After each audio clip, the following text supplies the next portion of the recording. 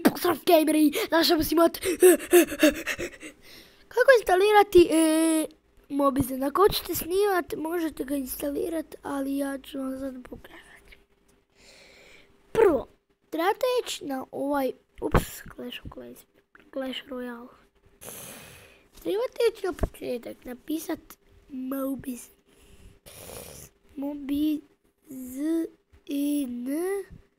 Mobizen.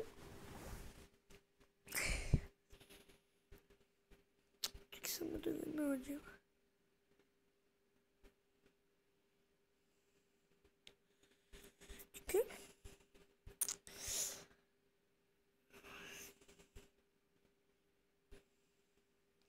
Evo ga, znači taj Minecraft.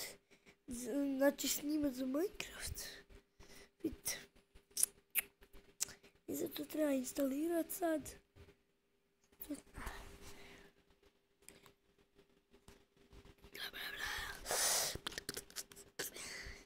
Ajde, piše, instaliraj se.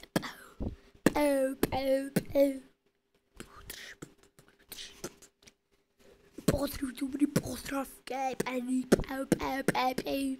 šalim se ljudima. Kupijem se dok se ovo instalira više. Evo ga, sad otvorite.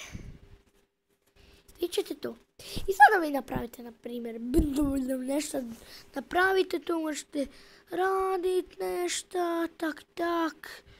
Evo, možete snimati čak i ovo, evo ga. Ali ja ću Minecraft Pocket Edition.